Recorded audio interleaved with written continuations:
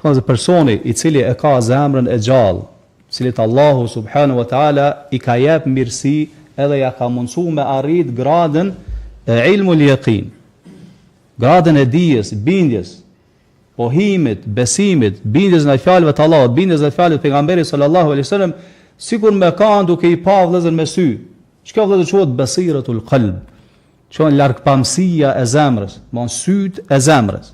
Allahu dhe shkon në Kur'an thot fa innaha la ta'mal absaru walakin ta'mal qulubu allati fi as-sudur. Vërtet thot Allah nuk verbohen syt. Qysh nuk verbohen syt? Na edina që syt verbohen. Po do më na tregu vëllezër Allahu çka është verbria vërtet. Nuk është verbria vërtet njeri mos me pas sy. Thot fa innaha la ta'mal absar. Nuk verbohen syt thot walakin ta'mal qulubu allati fi as-sudur. Mirë po verbohen zemrat që janë në krahëror. E çka ndodh thash vëllezër që kur ndryshohet, domethënë kur verbohet zemra, ndryshohet fitria, verbohen edhe syt. Në aspekt në anën kuptimore, jo në aspektin fizik. Shkon se Allahu thot wa ka'ayyin min ayatin fi as-samawati wal ardi yamurruna 'alayha wa hum 'anha mu'ridun. Sa shenja ka vendos Allahu në qiell dhe në tokë, që ata kalojnë pranë tyre edhe nuk ja vojnë fare veshin. Pse vëllezër? Sikur mos me i pa hiç.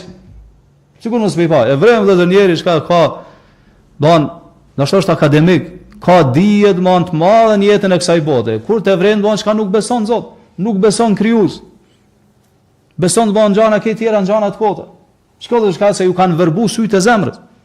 Allah thot ya'lamuna zahiran min al-hayati ad-dunya wa hum 'anil akhirati hum ghafilun. Për ju besimtar, thot ata e din vetëm anën sipërfaqësore të kësaj bote.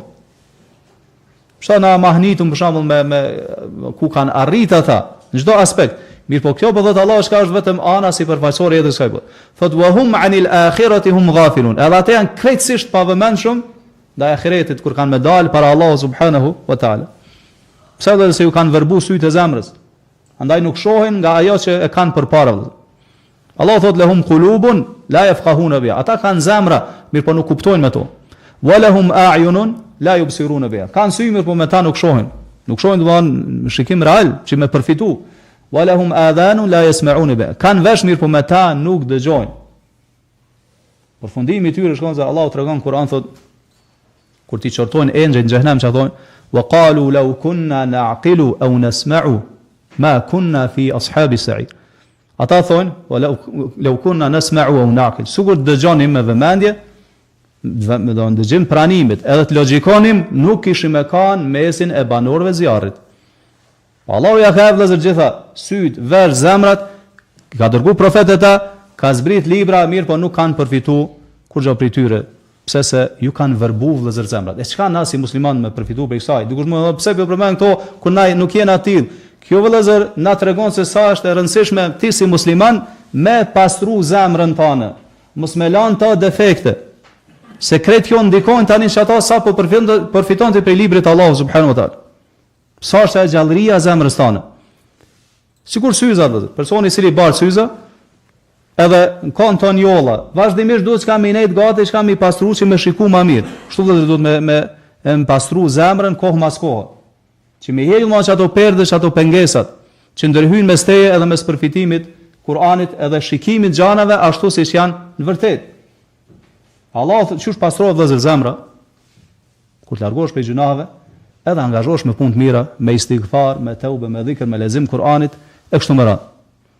Allah thot vëllezër, ja ayyuhalladhina amanu in tattaqullaha yaj'al lakum furqanan. O besimtar, nëse i tuteni Allahut, kryeni obligimet, largoni prej harameve, yaj'al lakum furqanan. Allahu i jep furqan. Çfarë është furqan vëllezër? Aftësia me dallu të mirën prej të keqes, devijimin nga udhëzimi të vërtetën nga e pavërteta. Si rezultat i frikës prej Allahu subhanahu wa taala. Çka është vëllezër besira? Çka është moçja e largpamësia e zemrës? Çfarë disa njerëz do të thonë, unë po lexoj Kur'an, po s'po ndikohem. S'po ndikohen ha kur gjo. Ku është defekti? Defekti është e ti. Na e morëm vëllezër sot. Defekti është e ti. Kur'ani është ndikues, patjetër ndikon. Allah në Kur'anin e ka thënë çka shifa, e ka thënë shërim. Kur'ani patjetër që ndikon. Edhe nëse mungon pastaj ndikimi i tij, atëherë defekti është e ti. Po se zemra el mahil el qabil nuk e ki dëgjë. Çat vendin që e pranon. Nuk e ki të gatsh me zemrën me e pranu për shkak se e ke njollos me gjunah. Andaj nëse mungon ndikimi i Kur'anit, atëherë dije, kontrollo veten mirë, rishikoj veten mirë, kontrolloj zemrën tënde, edhe plotësoj çato kushte që i përmendum gjatë dersit, atëherë kimë përfitu nga Kur'ani.